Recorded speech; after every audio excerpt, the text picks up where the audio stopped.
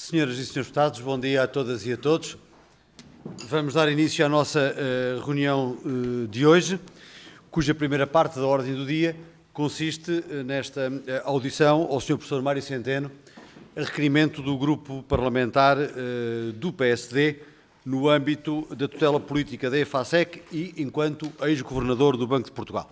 Antes de mais, eu queria dar as boas-vindas ao Sr. Professor Mário Centeno, dizer que é uma honra recebê-lo sempre nesta casa, que é uma casa de todos e sua em particular, e que também é um gosto muito grande recebê-lo na nossa 6ª Comissão e seguramente que é sempre bem-vindo por todos nós e é sempre, naturalmente, muito importante ouvir aquilo que tem para nos dizer. Queria informar, para recordar, que a nossa grelha de tempos, a nossa grelha regimental, prevê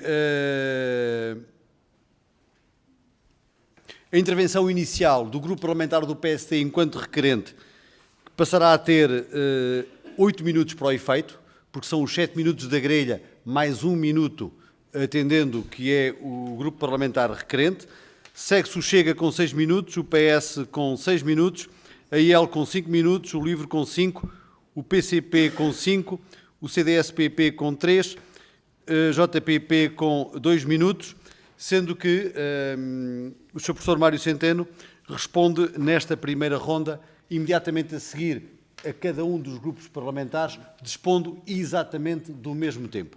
Se necessário for e se inscrições houver, haverá então uma segunda ronda em que haverá um limite de 3 inscrições por cada grupo parlamentar, a que caberão 2 minutos por cada intervenção, sendo que o Sr. Professor responderá na segunda ronda, se houver, no final de todas as intervenções, tendo exatamente o mesmo tempo para o efeito.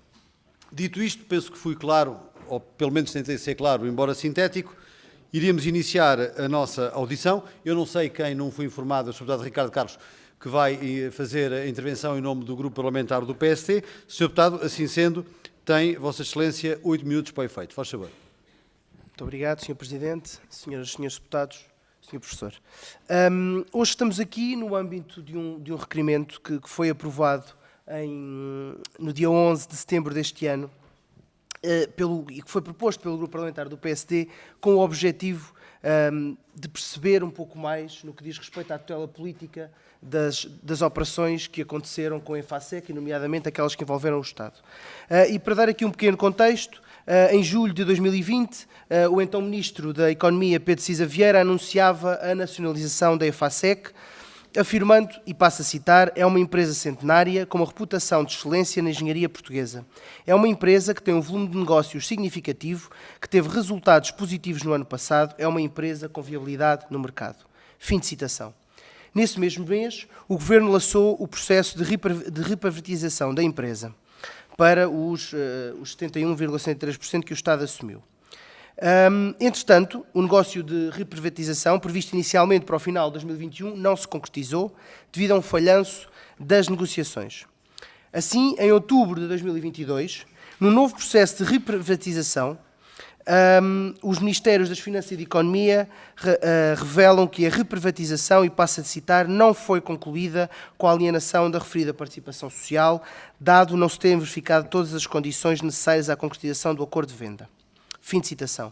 Ainda em 2022, durante o debate do Orçamento de Estado para 2023, o Governo afirmou que estava a trabalhar numa solução para a EFASEC, por voz do então Ministro da Economia do Mar, António Costa e Silva, e que brevemente anunciaria uma posição pública sobre o assunto.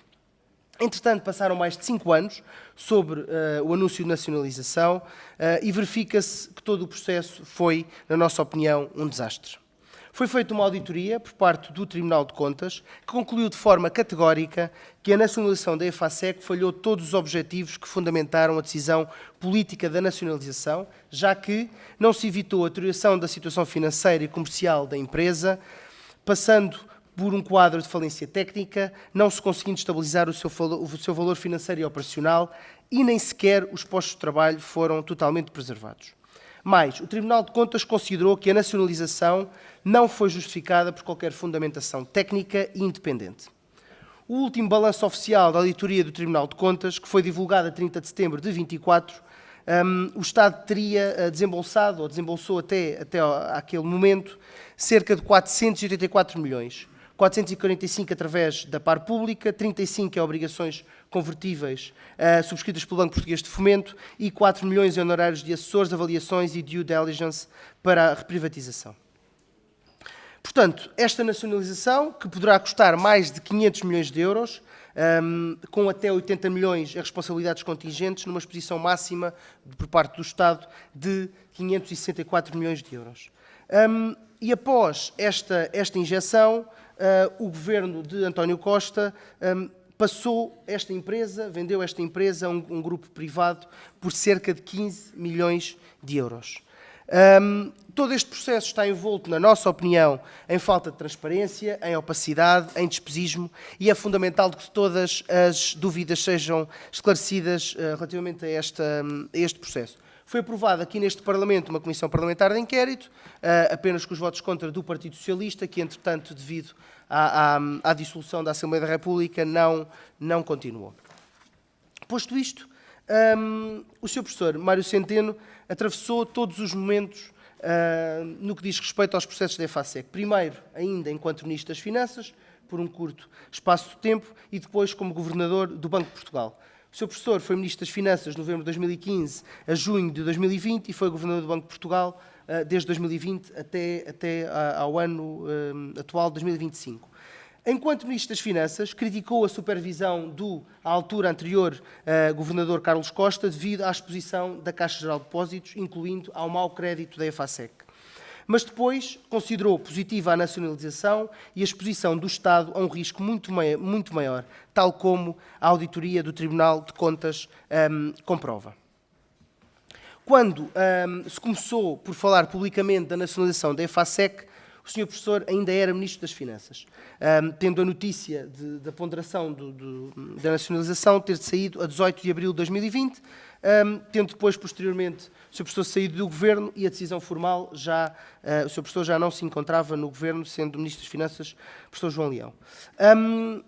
Em 2016, tal como eu dizia há pouco, o seu gabinete afirmava que os 2,3 mil milhões de créditos em risco na Caixa Geral de Depósitos só podiam resultar de eventos supervenientes ou então da avaliação deficiente de risco, apontando diretamente o dedo ao Banco de Portugal, aos auditores e à Troika e retirando completamente a responsabilidade aos governos do Partido Socialista. Entre esses grandes devedores à Caixa Geral de Depósitos estava a EFASEC.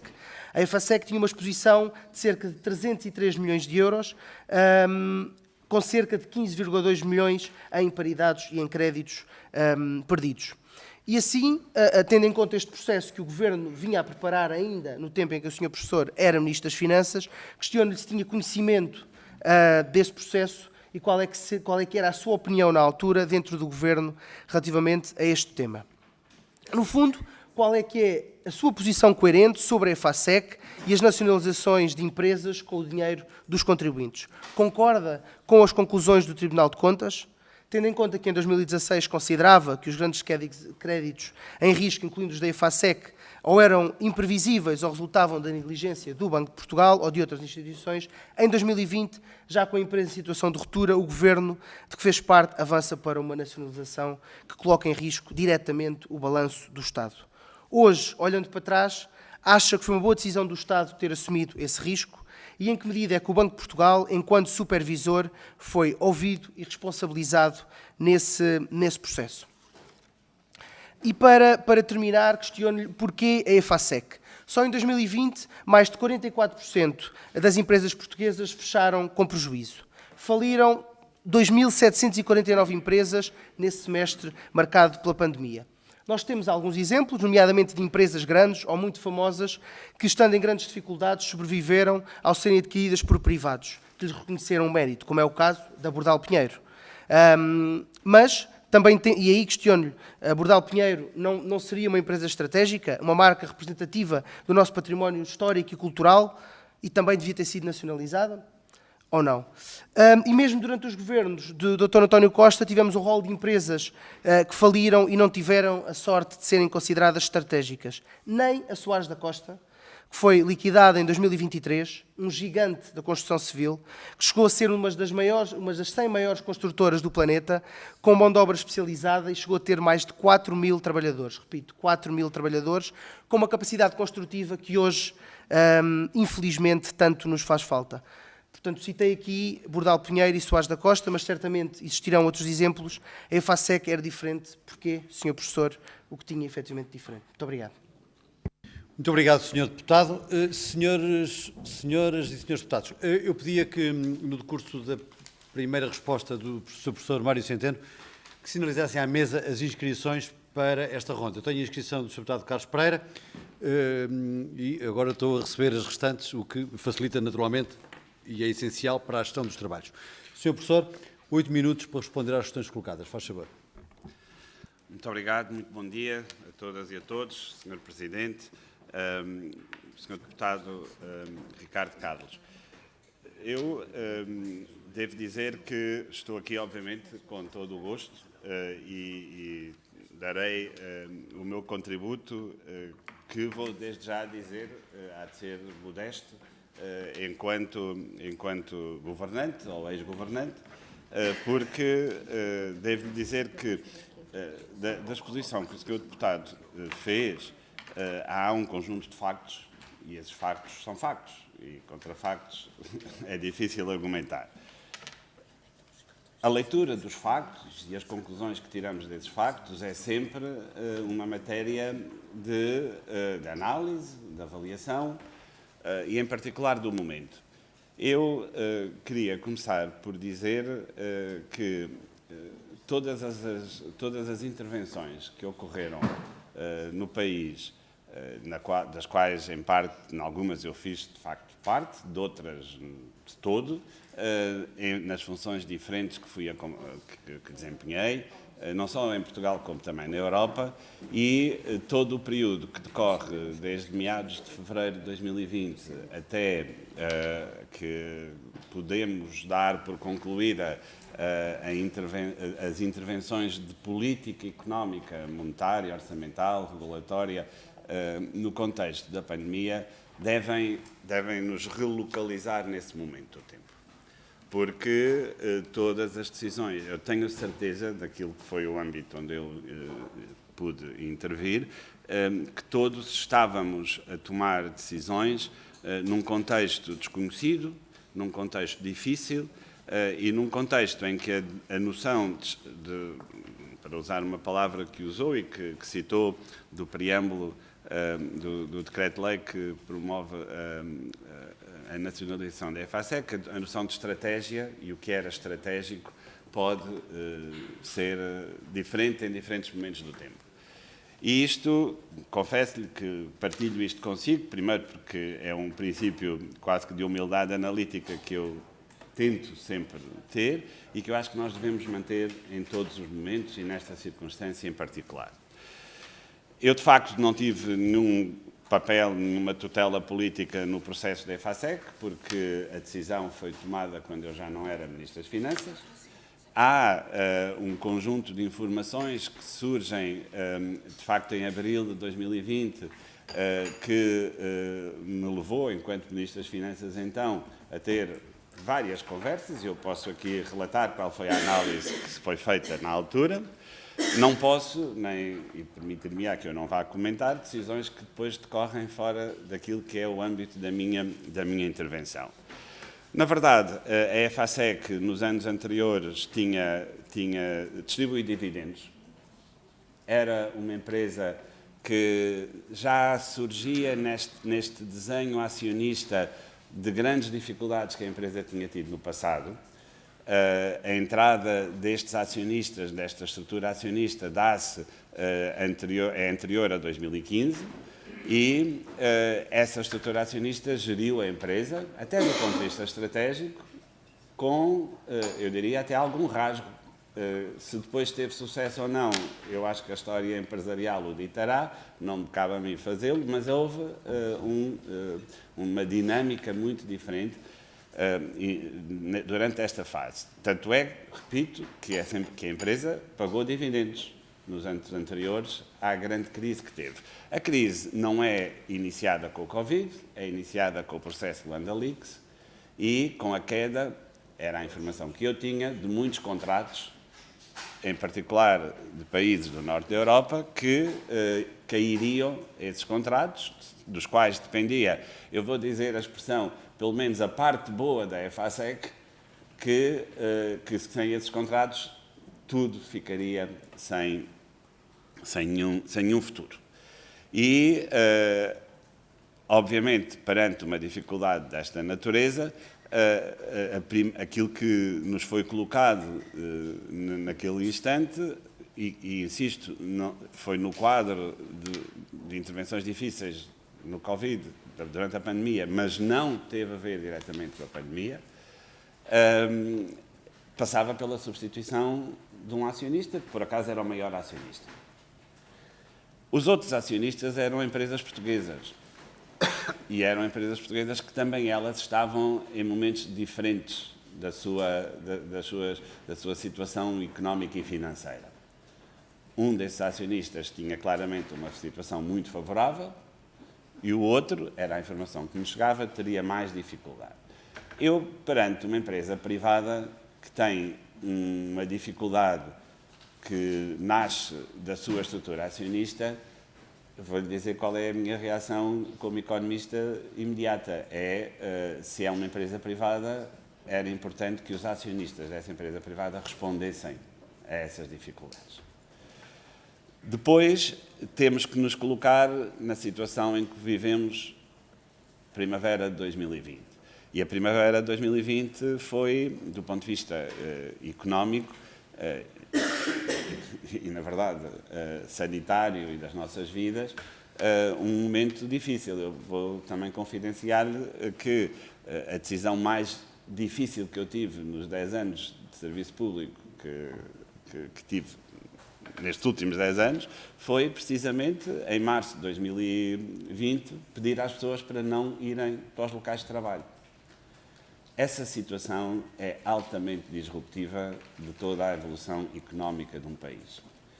E é natural, e a avaliação é de quem a fez, insisto, não fui eu não fiz essa avaliação, essa decisão é tomada já, eu não estava no governo, de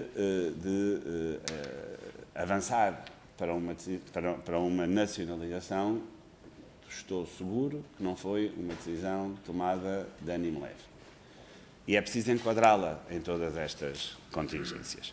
Se depois o resultado foi a avaliação que o Tribunal de Contas faz, ou se temos outro contrafactual, sabe que em economia, quando avaliamos decisões, devemos ter muito presente o contrafactual. E, portanto, nós devíamos perceber, ou tentar perceber, quem é que, em abril, maio, junho de 2020, quando estávamos todos em casa, poderia estar na disposição de tomar conta, ou usar uma expressão mais coloquial, de uma empresa como a EFASEC. E era capaz de ser difícil. A minha dúvida torna-se um pouco mais clara quando, e é outra dimensão da minha intervenção, estou-lhe a relatar todos os momentos de intervenção que tive, que foram muito poucos neste processo. Quando dialoguei com os bancos, porque os bancos eram credores, em particular eram credores de uma das acionistas, nem sequer eram só da empresa, a doutora Isabel dos Santos comprou a EFASEC com um empréstimo bancário nos anos anteriores, a 2015.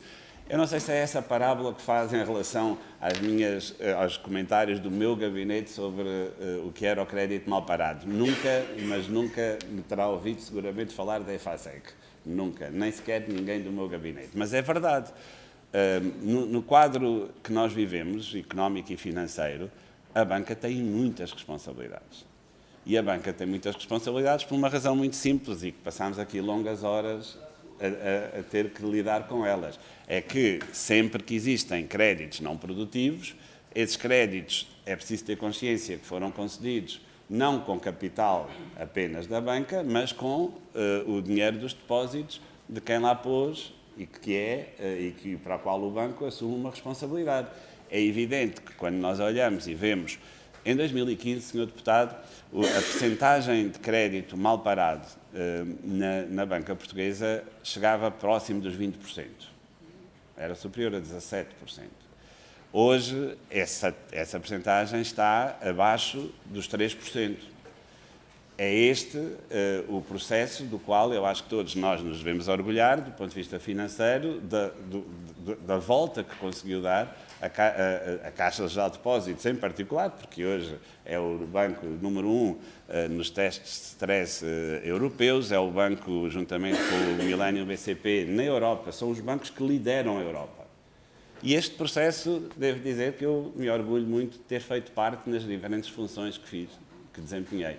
Agora, ter olhado para o conjunto muito grande, enorme mesmo, de crédito mal parado da Caixa Geral de Depósitos durante aqueles anos que, honestamente, Sr. Deputado, nada tinha sido feito para o resolver de forma substantiva e efetiva, tanto é assim que essa percentagem veio subindo consecutivamente até atingir o máximo em 2015 e começou a cair a partir de 2016, era preocupante. E, portanto, a frase que o Sr. Deputado aqui refere não se dedicava à EFASEC, mas dedicava-se a uma quantidade muito grande, muito significativa de crédito mal parado que existia na banca portuguesa. Tanto era assim que é outro ponto de contacto entre mim e a EFASEC, nas conversas que eu tive com a banca não se mostrou disponível naquele instante para intervir.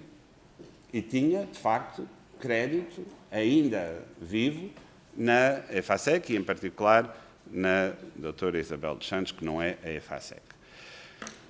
E, portanto, eu devo-lhe dizer que aquilo que lhe posso confirmar é de que o problema da EFASEC surge antes da pandemia, ele surge ligado ao Luanda Leaks, seguramente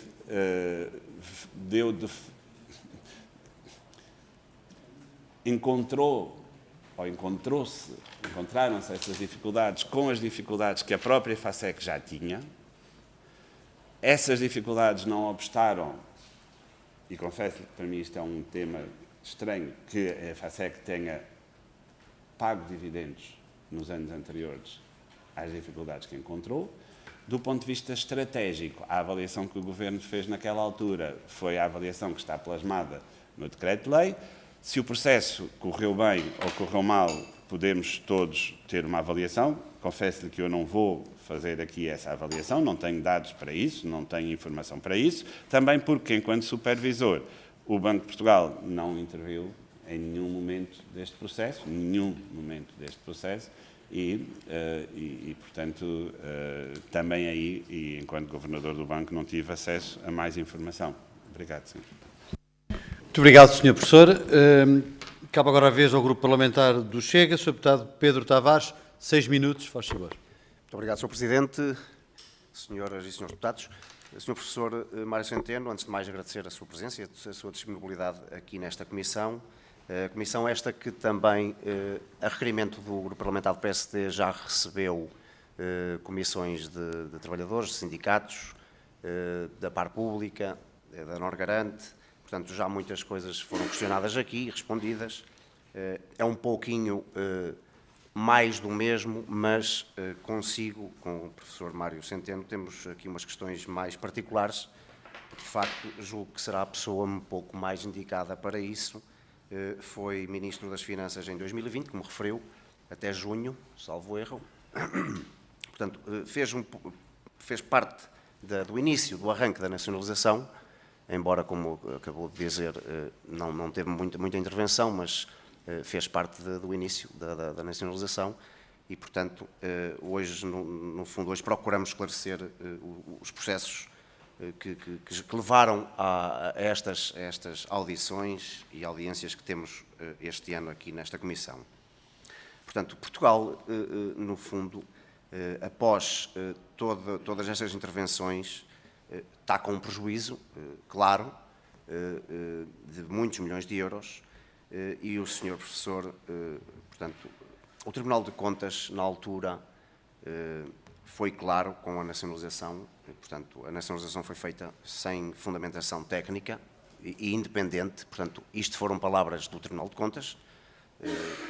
Portanto, sem uma validação de que a IFASEC fosse estratégica e viável, ao contrário do que foi afirmado na altura.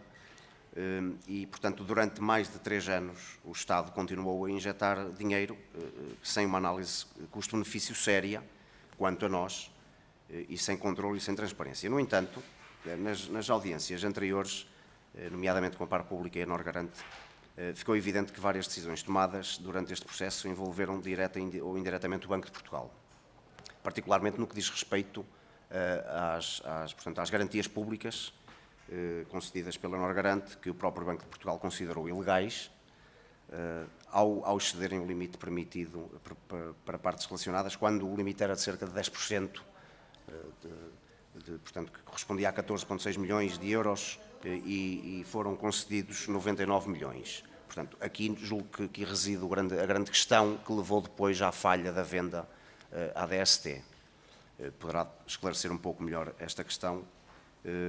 Portanto, isto levanta um conjunto de questões relevantes sobre a atuação e supervisão financeira, na altura, que à data estava na sua liderança. Portanto, eu vou, no fundo, aqui separar aqui em 3 blocos a nacionalização, as garantias e a supervisão, e depois a reprivatização.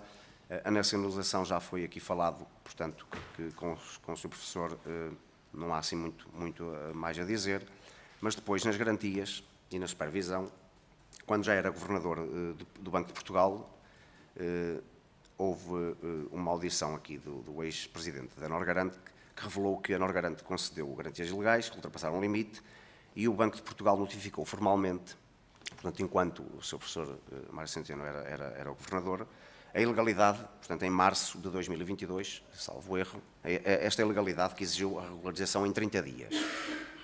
Portanto, o Banco de Portugal recomendou à Norgarante que gerisse o processo em silêncio. No fundo, aqui era importante, não é uma questão, no fundo, digamos que de encostar ninguém à parede, como se costuma dizer cá em Portugal, mas esclarecer apenas o porquê, foi melhor assim, ou por que razão é que o Sr. Governador, na altura do Banco de Portugal, aconselhou a Norgarante a remeter-se ao silêncio nesta questão, porque o banco, na altura, o Banco de Fomento, passou, no fundo, esta responsabilização para a Norgarante, e depois, a seguir, a Norgarante, julgo que a conselho do Banco de Portugal, remeteu-se ao silêncio e não comentou nada na altura sobre este tema. Portanto, eu, no fundo, aqui também era importante que o Sr. Professor explicasse como é que uma instituição supervisionada tenha concedido garantias manifestamente em violação de regime geral. Portanto, como é que se conseguiu chegar a este ponto? Não se percebeu na altura, já aqui a Norgarante deu a sua justificação, agora está aqui o professor Mário Centeno, que poderá também aqui nos esclarecer esta questão, como é que se fez, como é que isto aconteceu, porquê. No que diz respeito à reprivatização e a perdas finais que temos neste momento, portanto, o Estado, no fundo, dá a sensação que tentou salvar a empresa, mas acabou por estar a pagar para agora vender a empresa. Portanto, algo que não correu bem, e no fundo é importante nós aqui tentarmos perceber porquê, como é que isso aconteceu, até porque é importante a Comissão aqui, e para trabalhos aqui parlamentares,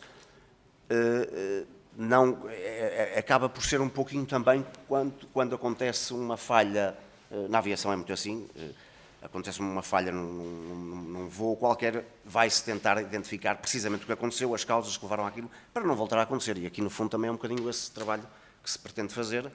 Até temos aqui já em mãos, por acaso, por falar em aviões, mais uma privatização à nossa frente, que é o caso da TAP, e, portanto, e outras poderão vir, e no fundo é um bocadinho perceber como é que o processo decorreu, o que é que aconteceu, o que é que não devia ter acontecido, o que é que se poderia ter feito diferente, para também no futuro não cairmos, não errarmos pelo menos da mesma forma. E no fundo o objetivo também é esse, é esclarecer aqui, e o professor Mário Centeno será uma pessoa indicada para nos ajudar também nesse sentido. Portanto, a operação final aumentou o risco, foi conduzida sem critérios claros e com falhas de controle. Eu tinha aqui uma série de questões também e de valores que o grupo parlamentar do PSD também já colocou, não importa muito estar aqui com Para isso. terminar, Sr. Deputado. Mas pronto, no fundo é um bocadinho esclarecer a questão do silêncio e dar um esclarecimento melhor sobre o processo. Muito obrigado. Obrigado, Sr. Presidente. Muito obrigado, Sr. Deputado. O Sr. Professor Mário Centeno tem os mesmos 6 minutos para responder. Faz favor. Muito obrigado, Sr. Presidente, Sr. Deputado Pedro Tavares. 3 notas, provavelmente, na resposta que gostaria de lhe dar, enfim, aos comentários também que fez e às perguntas diretas, e para reafirmar aqui um pouco a ideia que exprimi na resposta ao Sr. Deputado Ricardo Carlos. Quando nós... Eu não tive que o fazer, não estive envolvido e, felizmente, nos 5 anos, quase 5 anos que fui ministro, não fui confrontado com nenhuma destas situações e conseguiu-se sempre resolver dificuldades enormes que enfrentámos por outras vias. Mas eu já vou fazer aqui um pequeno paralelo. E de facto, perante estas dificuldades que se colocam a empresas privadas, totalmente na esfera privada, que, na verdade, eram empresas, e é uma empresa exportadora, que exportava uma parte muito significativa da sua atividade, dos bens e serviços que vendia, e eu acredito que, perante uma situação destas, no contexto pandémico que vivíamos, se tornasse muito difícil construir aquilo que eu há pouco referi como sendo o contrafactual. O que é que o país perdia se perdesse de forma quase... era assim que a coisa era colocada, inexorável e sem nenhuma outra alternativa, a EFASEC. E a partir daqui começam as valorações, porque nós sabemos que perante um choque destes, obter valores positivos líquidos é muito difícil, porque senão não existia problema. O Estado é chamado a intervir, pode intervir ou não, mas tem que assumir à partida, e não vale a pena, e talvez que seja o contributo que eu aqui faço para aquilo que me coloca, assumir que, pelo menos em termos genéricos, possa existir um benefício líquido que seja palpável e que não venha associado a outras considerações, como aquelas que na altura eu me recordo e que o Sr. Deputado Ricardo Carlos referiu também, da natureza estratégica, da importância para a engenharia portuguesa, da importância para quase que o clima económico em torno da cidade do Porto, porque é onde a EFASEC se instalava, e da presença portuguesa, da engenharia portuguesa em muitos lugares do mundo. Nem sempre essa presença resultou bem. A história da EFASEC mostra.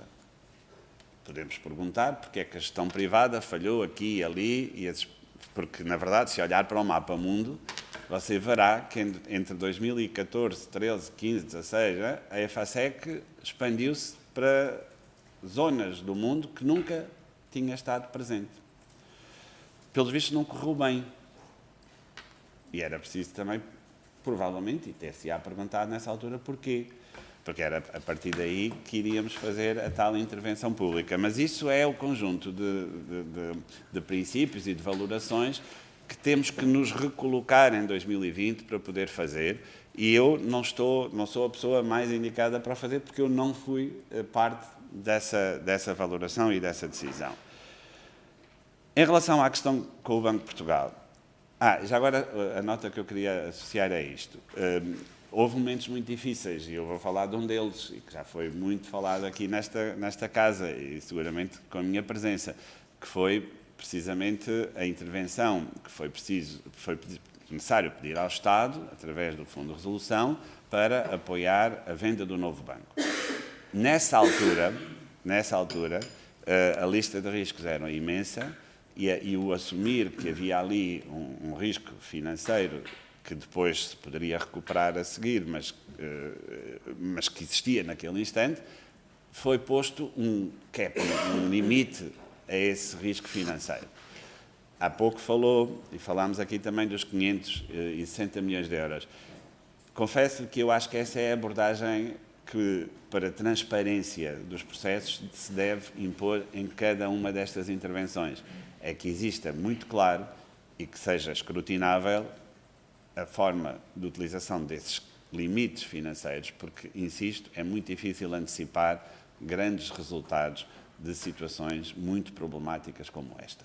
E, portanto, a predisposição na altura, eu quero acreditar, e tenho a certeza que era assim, mas, enfim, eu não estive presente, era a de que havia esses riscos e esses riscos podiam mesmo materializar-se. Em relação ao aconselhamento, eu não sei em que forma é que esse aconselhamento para o silêncio foi feito. Não foi feito seguramente por mim, isso posso lhe garantir. Não foi feito pelo Conselho de Administração do Banco de Portugal. Eu não tinha a tutela da supervisão, mas estou certo que a pessoa que tinha, a minha colega, na altura, não a comunicou dessa forma à Norgarante, ao Banco de Fomento.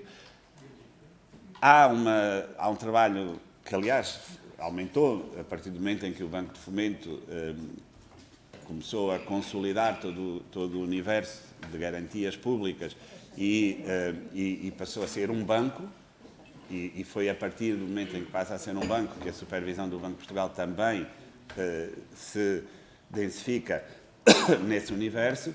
Agora, eu posso lhe garantir, primeiro, que não fui eu e que parece-me muito estranho, e confesso que não consigo contribuir mais do que isto, que o silêncio tenha sido passado pelos técnicos do Banco de Portugal que faziam e acompanhavam a supervisão destas garantias como sendo uma estratégia para ver se a coisa passa, porque se é ilegal, Sr. Deputado, posso lhe garantir que, do ponto de vista da supervisão, essas situações são corrigidas, há mecanismos para o fazer e se calhar foi por isso, como diz, que boa parte das estratégias de reprivatização da EFASEC não funcionaram porque aqueles instrumentos não eram legais. Muito obrigado, Sr. Professor. Cabe agora a vez ao Grupo Parlamentar do Partido Socialista. Sr. Deputado Carlos Pereira, faz favor, 6 minutos. Muito obrigado, Sr. Presidente. Sr. Presidente, permita-me uma nota pessoal à presença do Sr. Professor Mário Centeno. Um gosto vê-lo cá. Permita-me também dizer de forma muito clara, eu gosto muito de vê-lo cá, mas nesta audição em particular não sei o que é que está cá a fazer. E, portanto, esta é uma primeira nota que gostaria de dar.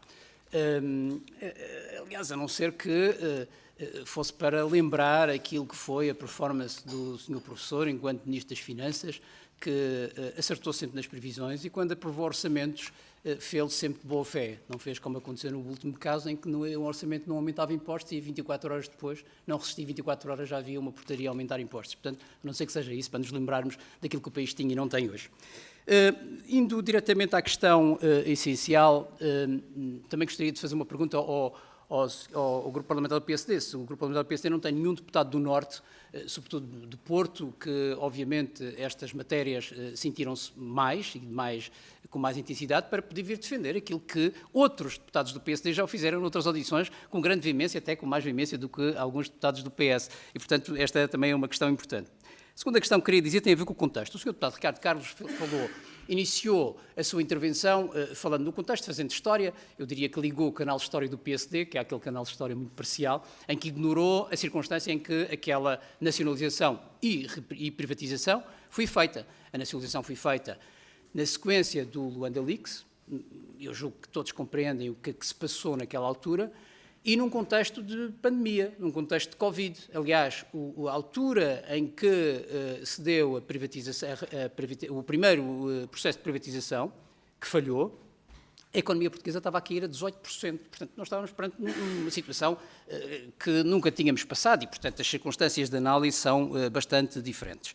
Depois citou o Tribunal de Contas. O Sr. Professor já tentou, de alguma forma, referir sobre a questão do contrafactual, o que é que perderíamos. E essa foi, na verdade, esses foram, na verdade, os argumentos que presidiram à decisão do Governo da altura, que era fazer uma análise sobre o que se ganharia e perdia com a intervenção do Estado. Ora, era conhecido, não só no norte do país, mas no país em geral, que a EFASEC era um laboratório de engenharia e tecnologia muito importante para o país, tinha encomendas significativas em muitos países do mundo e isso era um fator importante para Portugal e que não poderíamos dispensar. Por outro lado, havia trabalhadores que poderiam perder o seu emprego. Eu não sei se alguns dos deputados que apoiaram esta audição se fizeram contas sobre o que é que significaria colocar no desemprego 2.000 trabalhadores do ponto de vista da segurança social. Provavelmente 100 milhões de euros durante o período em que tivemos a transição entre a nacionalização e a privatização. Portanto, este tal contrafactual que o professor Mário Centeno falava, sobre fazer contas sérias sobre isto, os senhores não fizeram e deviam ter feito, além, obviamente, dos impostos que a EFASEC continuou a pagar durante essa altura, que me parecem muito importantes. E, portanto, o Tribunal de Contas refere um conjunto de matérias que não parece sequer colarem com a realidade, porque diz, não salvou empregos, salvou 3/4 dos empregos. 3/4 dos empregos não me parece pouco, ou são despecientes, ou os senhores querem assumir nesta audição que para os senhores era indiferente os 3/4 de empregos que foram salvos, nomeadamente engenheiros que aquela empresa tinha. Por outro lado, também salvou aquilo que era muito importante, sobretudo para o norte do país, que era o cluster de empresas que estavam à volta da EFASEC, que eram muito importantes para o país. E, portanto, essa também foi uma salvaguarda do tal contrafactual que foi aqui referido, que era muito importante ter sido analisado. Depois comparou a Soares da Costa com a EFASEC. Evidentemente, para aquilo que eu disse há bocadinho, não é comparável. Uma empresa como a EFASEC, que tem naturalmente engenharia, tecnologia, inovação e que é muito importante para os objetivos de inovação do país, não são comparáveis com a Soares da Costa. Peço desculpa que lhe diga, por muito importante que seja a Soares da Costa ou outra qualquer empresa de construção civil que o senhor deputado tenha referido. Imagino que eu até esqueci-me qual era, tão importante que devia ter sido. Depois referi-o que... E depois chegou a esta audição apresentando uma conclusão sobre o tema. Ora, nós ainda estamos a meio desta política pública que foi decidida em 2023. O senhor deputado referiu na sua intervenção que passaram 5 anos. Não passaram 5.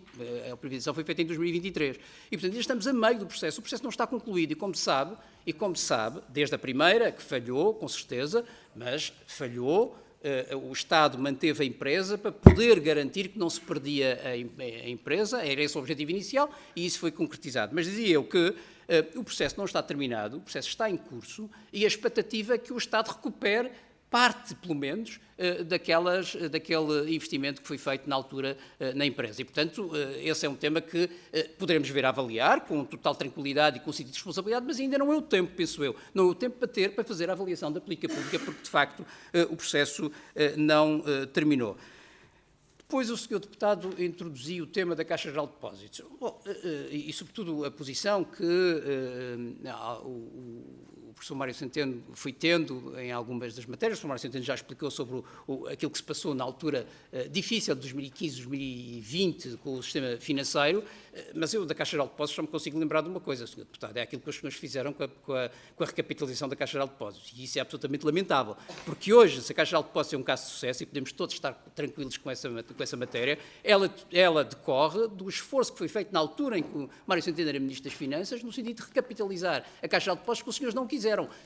Nunca me esqueço que fizeram 3 comissões de inquérito por causa da recapitalização da Caixa Geral de Depósitos, e isso é absolutamente lamentável. E, portanto, é um exemplo infeliz trazer cá a questão da Caixa Geral de Depósitos. Depois, para terminar, lembrar que o esforço que foi feito nesta privatização teve impactos para os acionistas. O professor Mário Centeno lembrou que, naturalmente, nós temos que sempre olhar para aquilo que foi o comportamento e a performance dos acionistas. Eles têm a principal responsabilidade, mas eles perderam o que tinham colocado na empresa. E, portanto, eles foram os principais perdedores, perderam 300 milhões de euros nessa matéria. E, portanto, esse esforço foi feito e esperamos, e para terminar, esperamos que aquilo que estamos a ver hoje com as notícias, os senhores deputados do PSD e do Chega com certeza... Para terminar, Sr. Deputado. Eu termino. Aquilo que estamos a ver hoje com as notícias é que e a Mutares tem apresentado esses dados, a EFASEC está a subir do ponto de vista de faturação e há uma expectativa que o EBIT em 2025 seja positivo, o que é de facto uma boa notícia. Muito obrigado. Muito obrigado, Sr. Deputado. Sr. Professor Mário Centeno,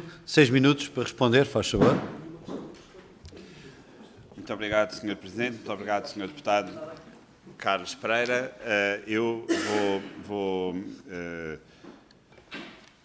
estender aqui um pouco o tipo de argumento que tenho aqui, que trouxe aqui, porque na verdade são aqueles que eu posso trazer neste momento e dado o envolvimento praticamente nulo que eu tive, de facto, neste processo.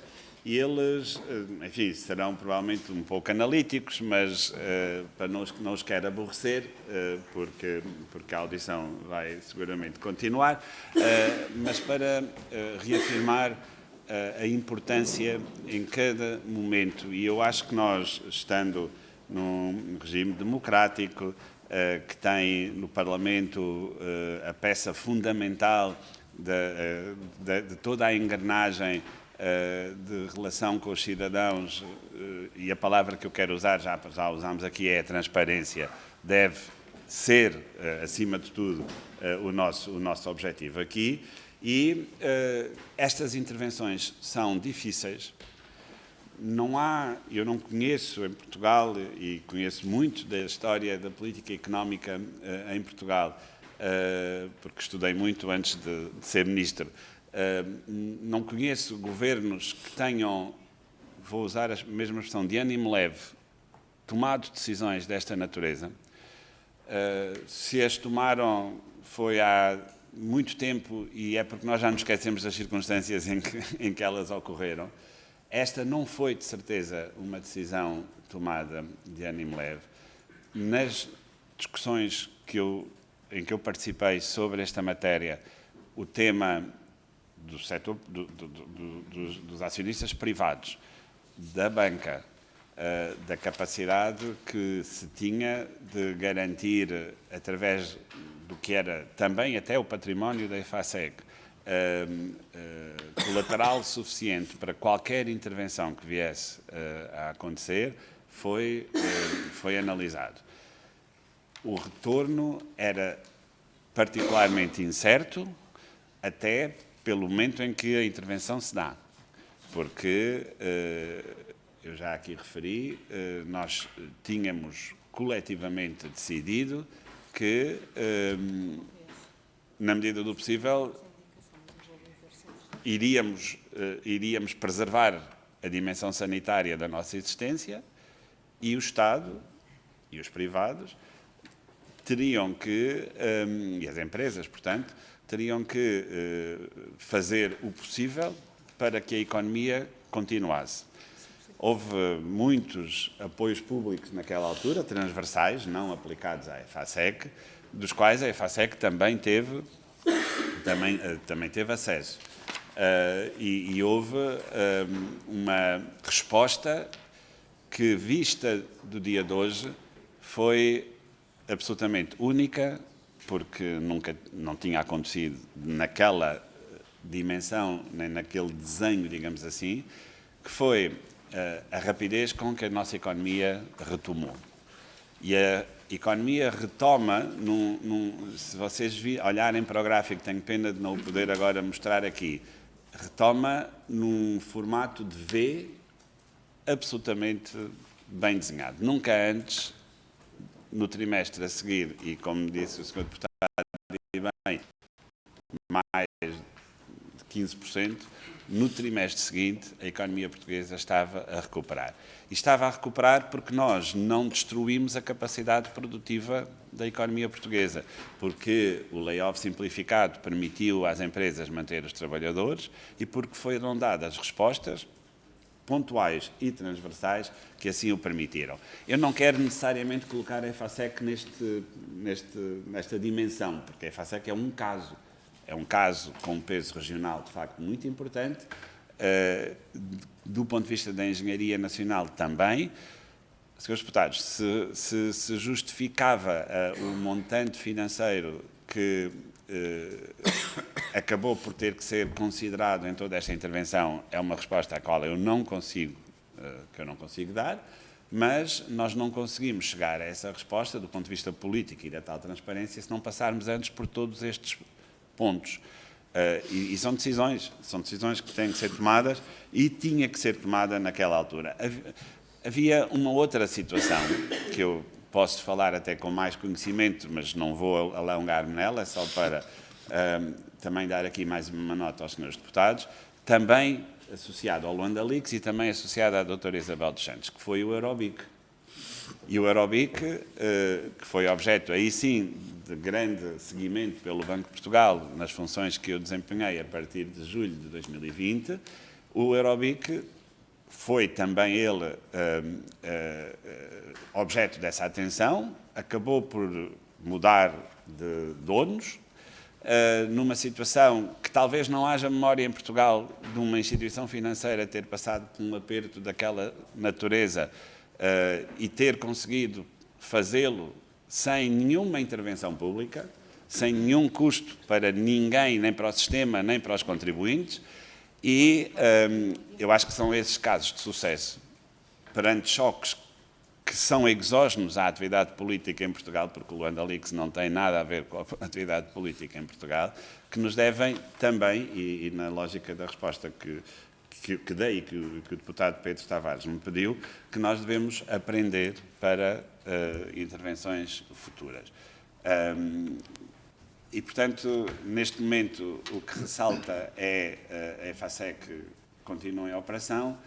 Há um passivo que é preciso avaliar, como dizia o Sr. Deputado Carlos Pereira, e temos que, ao analisar esta situação, recolocar-nos no verão de 2020 para perceber quais eram, na verdade, as verdadeiras opções e os contrafactuais. Obrigado.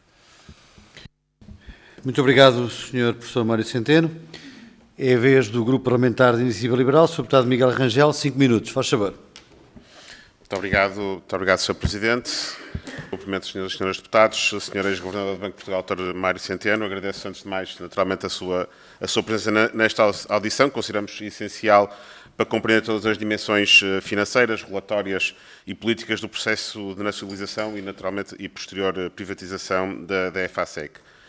A EFASEC, nacionalizada em 2020, numa decisão que queremos ter sido precipitada do governo do Partido Socialista, acabou por degradar-se rapidamente nas mãos do Estado. Perdeu mais de 70% da faturação, viu fugir quadros especializados, destruiu reputação internacional, acumulou dívidas e obrigou o Estado a injetar mais de 500 milhões de euros, direta ou indiretamente, até ser vendida por 15 milhões. No meio deste cenário, a Norgarante foi empurrada para um papel que não é normal que tenha. Conceder garantias públicas superiores a 100 milhões de euros, que mais tarde resultaram numa perda direta de 72 milhões de euros para o contribuinte. Foi, inclusive, o próprio Banco de Portugal que colocou esta operação em causa, inicialmente numa divergência de opiniões ou de análise com a própria Norgarante. E aqui, Sr. Ex-Governador, consideramos que, naturalmente, a sua presença e a do Banco de Portugal têm um papel central na supervisão prudencial e na salvaguarda da estabilidade financeira. É uma instituição que deve promover confiança financeira e regulatória junto dos portugueses. E a questão que coloco é: que papel desempenhou o supervisor perante o risco criado por decisões políticas que recaem inevitavelmente sobre o contribuinte? Porquê?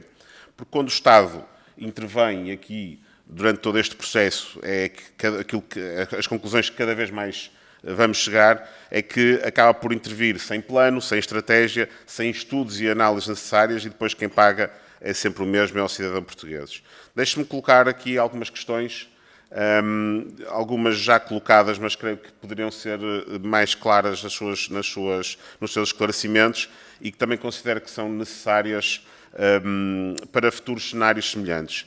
O Banco de Portugal avaliou formalmente o risco sistémico e o risco reputacional da exposição da Norgarante à EFASEC, sim ou não, e se avaliou que entidades políticas ou outras foram alertadas por parte do Banco de Portugal.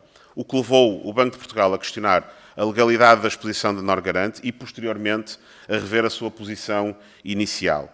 O Banco de Portugal foi consultado sobre os riscos para o sistema de garantia mútua e deste processo se decorreu ou não algum perigo para o sistema financeiro ou para a economia nacional. E, finalmente, Sr. Ex-Governador, olhando para trás e considerando tudo que hoje conhecemos, considera que o Banco de Portugal cumpriu plenamente o seu dever de supervisão?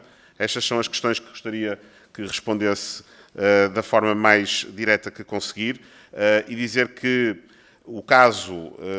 Este caso que nos mostra que a nacionalização da EFASEC, para além de um desastre económico e de mais uma fatura pesada para os contribuintes, foi também uma incerteza institucional. Não podendo, como já referiu naturalmente, falar com propriedade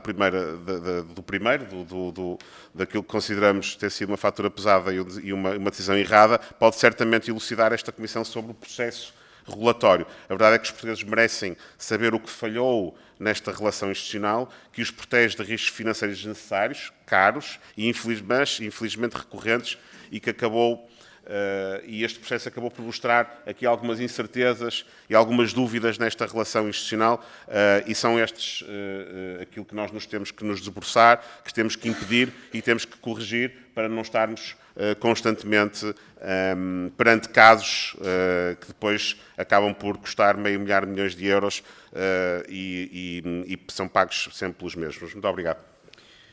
Muito obrigado, Sr. Deputado. Sr. Professor, 5 minutos, faz favor. Muito obrigado, Sr. Presidente. Sr. Deputado Miguel Rangel. Vamos focar então nas questões que me coloca, deixando de lado a questão, enfim, da degradação causada ou não pela intervenção do Estado. A empresa sofreu um choque muito grande, que, como eu já referi aqui, não tem a ver com nenhuma dimensão política nacional, e pagou por isso, assim como o próprio Eurobank teve também e correu o risco de lhe acontecer. Vamos lá ver, esta operação não tinha nenhuma natureza sistémica no sistema financeiro, dada a dimensão da operação e a dimensão das entidades intervenientes para o sistema financeiro. Elas não são entidades sistémicas e, portanto, esse risco, do ponto de vista colocado assim, com essa expressão, digamos assim, quase reservada do ponto de vista da estabilidade financeira, não existia.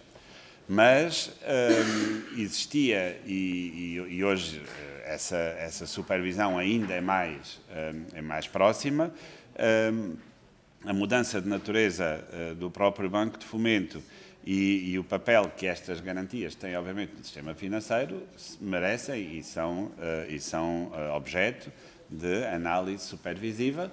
Tanto é assim que o Banco de Portugal encontrou desconformidades nesta exposição e disso deu conta e essas desconformidades foram corrigidas. Não é possível fazer de outra maneira.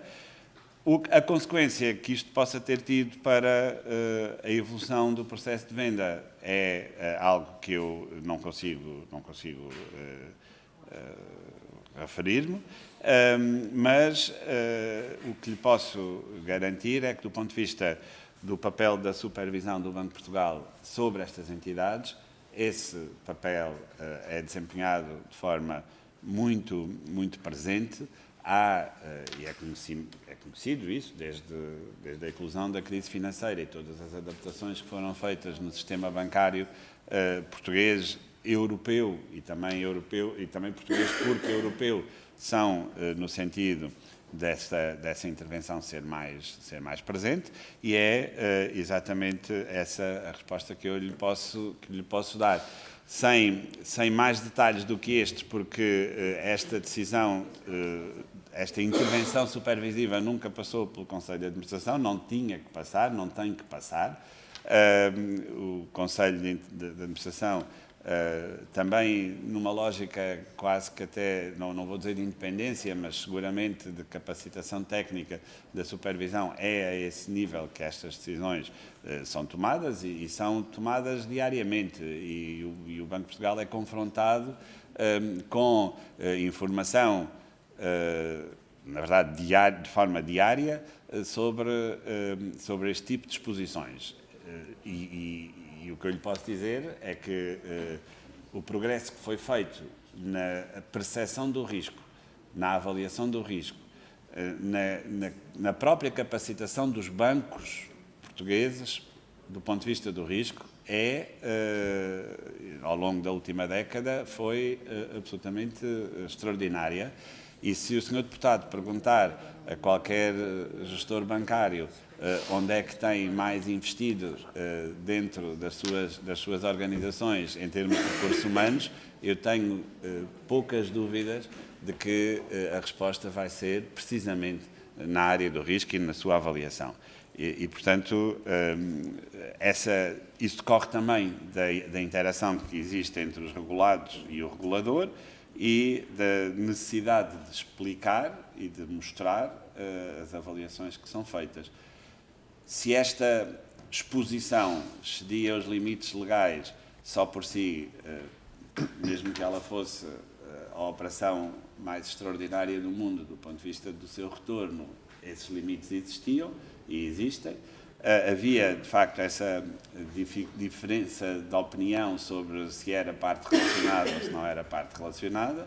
A posição do Banco de Portugal foi sempre muito clara sobre esse aspecto e eu estou em crer que a resposta à sua última pergunta é que é a minha avaliação, é que o Banco de Portugal cumpriu aquilo que são os seus papéis, o seu papel na supervisão neste caso. Eu espero que tenha sido assim na totalidade das circunstâncias, sendo que, como este caso também demonstra, há uma dimensão interpretativa aqui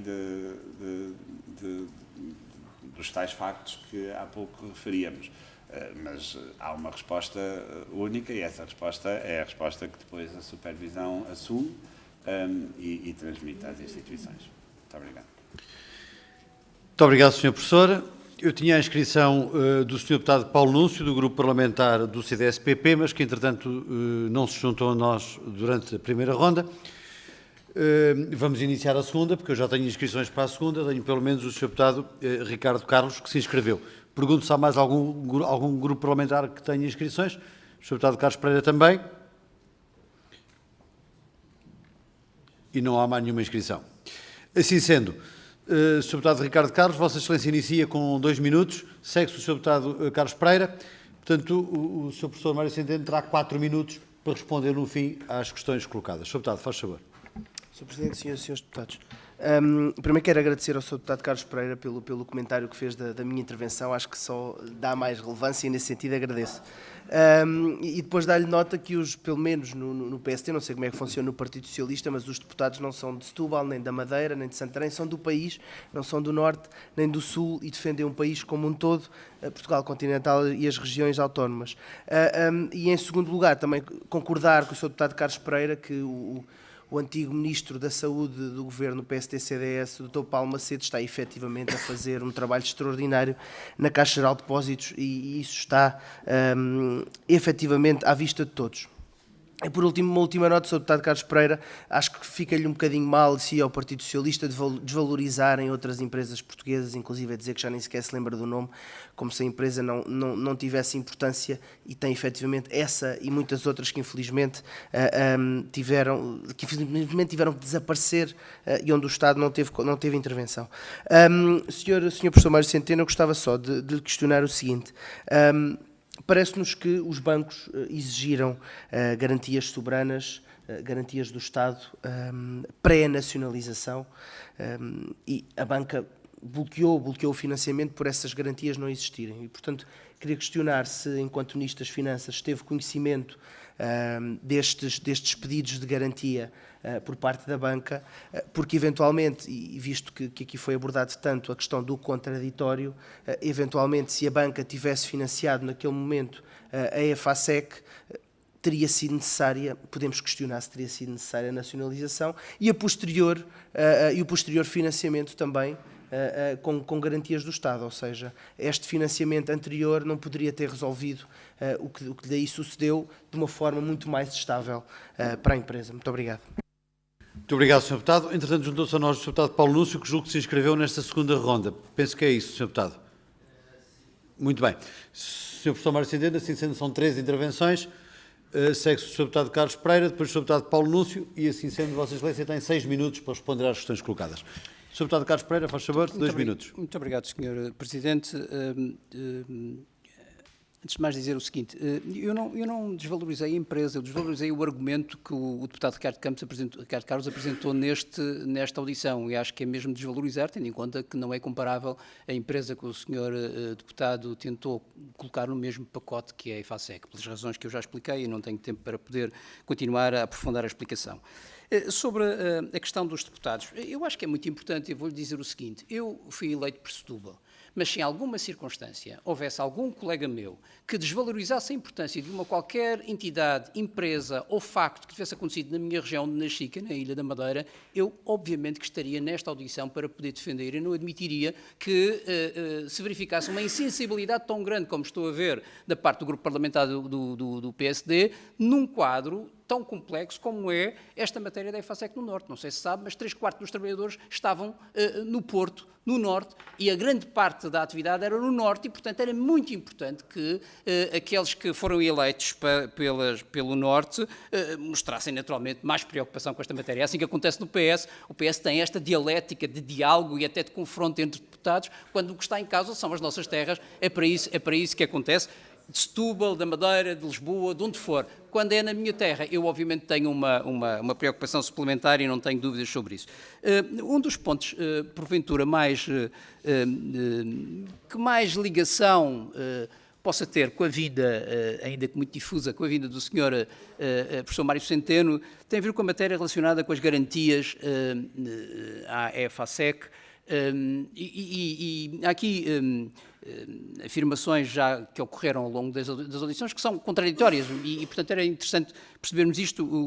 O ex-presidente da Norgarante disse que o Banco de Portugal nunca pôs em causa a validade de garantias que foram entregues à EFASEC. E, portanto, este é, penso eu, o ponto mais central, digamos assim, desta questão, que, obviamente, só para terminar, Sr. Presidente, que, obviamente, quando se analisa o que também foi dito é que não houve nenhuma execução de garantias e, portanto, o Estado não perdeu nenhum dinheiro e, também no quadro geral, Sr. Presidente, só para terminar, no quadro geral, nesta época foram entregues 9 mil milhões de garantias, nós estamos a falar de 90 milhões, é 1% ou menos de 1% de garantias. E, portanto, é importante relativizar isso tudo, aliás, como o professor Mário Centeno fez. Muito obrigado, Sr. Deputado. Sr. Deputado Paulo Núncio, faz favor, 2 minutos. Muito obrigado, Sr. Presidente. Cumprimento o professor Mário Centeno. Os motivos que levaram o governo de António Costa a nacionalizar a EFASEC continuam por desvendar. A 2 de julho de 2020, o governo empenhou o dinheiro dos contribuintes em mais uma aventura estratégica que custou cerca de 500 milhões de euros aos portugueses que pagam impostos, aos contribuintes. E esta nacionalização foi mais um desastre da governação socialista. Para além disso, a posição do Banco de Portugal nesta nacionalização também deixa muitas dúvidas. E eu recordo, foi já agora referido, mas eu recordo, principalmente depois de Henrique Cruz, antigo presidente da Norgarante, ter dito a esta Casa que o Banco de Portugal notificou em março de 2022 a sociedade, em primeiro lugar, da ilegalidade da sua exposição à EFASEC, pedindo de seguida a regularização e o silêncio nesse processo. E por isso o Dr. Mário Centeno saiu do Governo a 15 de junho de 2020, poucas semanas antes do Governo de António Costa nacionalizar a EFASEC para no mês seguinte assumir funções do Governador do Banco de Portugal. E por isso esta matéria suscita um conjunto de perguntas que eu gostaria de deixar claro e pedi evidentemente respostas concretas a cada uma delas. Por um lado, por que razão o Banco de Portugal demorou quase 2 anos a detectar ilegalidades nas garantias? Segundo, qual foi a análise de risco feita pelo Banco de Portugal sobre a emissão de garantias? Que problemas encontrou o Banco de Portugal, terceira pergunta, que problemas encontrou o Banco de Portugal na avaliação de risco feita à EFASEC no contexto das garantias? Em que datas foram detectados esses problemas? Houve algum desfazamento temporal entre a detecção e a tomada de ação por parte do Banco de Portugal? Se sim, porquê? Depois, o que motivou o pedido de silêncio à sociedade Norgarante? E finalmente, dada a proximidade, e finalmente, Sr. Presidente, E para terminar, dada a proximidade da sua passagem de Ministro das Finanças para Governador do Banco de Portugal e o decreto-lei que formalizou a nacionalização da IFASEC, perguntava-lhe em que medida participou na decisão que nacionalizou a IFASEC e que teve um custo de 500 milhões de euros para os contribuintes portugueses. Muito obrigado, Sr. Deputado. Sr. Professor Mário Centeno tem a palavra para, em 6 minutos, responder às questões que lhe foram colocadas. Faz favor. Muito obrigado, Sr. Presidente, Srs. Deputados. Sr. Deputado Ricardo Carlos, vamos ver, a garantia soberana seria dada aos bancos. Para que existisse, para que o processo chegasse ao momento de os bancos solicitarem, ou o processo incluir toda essa problemática, era necessário que do lado da empresa existisse uma predisposição e já agora as condições para que a empresa prosseguisse com a estrutura acionista que existia. Porque, relembro, e sabe disso, já falámos disso aqui, o choque que a empresa sofre, entre outros eventuais, o grande choque foi o choque na sua estrutura acionista e do Luanda Leaks. E, portanto, eu não sei em que condições é que nós teríamos que estar para chegar ao ponto de podermos enfrentar ou ter que tomar uma decisão sobre as garantias soberanas, que são um instrumento. Como o deputado Carlos Pereira recordou, naquele período foram emitidas, enfim, em volume, muitos milhares de milhões de euros de garantias soberanas, que, na verdade, felizmente, poucas foram executadas. A mesma situação se colocava, eu não vou entrar por aí porque é outro debate, mas chamo a vossa atenção no processo da TAP. Porque a própria intervenção do Estado requeria, junto da administração, junto das autoridades competentes, pelo lado da empresa, um pedido de ajuda. E os acionistas privados da TAP não estavam na disposição de assumir essa posição, porque tinha consequências negativas para eles. Portanto, há aqui um jogo que nem sempre é totalmente... não, ele é muito claro, mas nem sempre estão todos alinhados do mesmo lado. A questão que se colocou, Sr. Deputado Paulo Núncio, com as garantias, foi no âmbito da atividade supervisiva do Banco de Portugal, que se vinha, aliás, a densificar nestas dimensões, porque o Banco Português de Fomento passou a ser um banco e a ser uma entidade bancária e todo o aglomerado de instituições que deu origem ao Banco de Fomento passou a ter uma intervenção supervisiva mais densa, mais intensa, aliás, idêntica à de qualquer outro banco. Confesso-lhe que isto no início foi um certo choque cultural, porque a supervisão tem um grau de intrusão nas decisões e na análise que faz de cada processo, que é muito próprio e que evoluiu imenso na última década e meia e, portanto, o que aqui se fez foi analisar a conformidade dessas garantias à luz dos critérios que têm a ver com, como aqui também já foi referido, entidades relacionadas e também da análise de risco. Mas, mais do que a análise de risco, o que resultava daquela garantia era a sua desconformidade face à exposição ao acionista. E eu não tenho as datas, mas posso lhe garantir que estas atuações são muito contemporâneas com os factos quando eles são apurados, que a atividade supervisiva do Banco de Portugal é muito detalhada e que, também lhe posso garantir, estes processos não passam pelo Conselho de Administração. E, portanto, não houve intervenção do Conselho de Administração no sentido direto da atuação neste caso concreto, mas o tema em si e o conhecimento que existia dentro do Banco de Portugal desta exposição foi partilhado, mas tudo se passou no campo supervisivo. E eu não estive presente, de facto, não estava, já não era ministro no momento da decisão da EFASEG. Este processo evoluiu, acredito, muito depois de eu ter deixado de ser ministro. Eu já aqui há pouco tive a oportunidade de referir as intervenções que tive e as conversas que tive com os bancos e com os acionistas da EFASEG, porque a EFASEG também tinha acionistas privados para além da doutora Isabel dos Santos, e da generalizada indisponibilidade desses detentores do capital, porque quando falamos de uma empresa privada olhamos primeiro para os seus detentores, e esses acionistas não tinham nenhuma disponibilidade e não revelaram e não executaram de intervir. A questão do pedido de silêncio é algo que, mais uma vez, me transcende. Eu nem sei em que contexto é que esse pedido de silêncio foi feito. Não consigo sequer contextualizá-lo. Pronto, enfim, é algo que não sei em que contexto. Posso simplesmente referir, nos últimos 3 segundos que tenho, que as matérias de estabilidade financeira requerem, de facto, algum recato.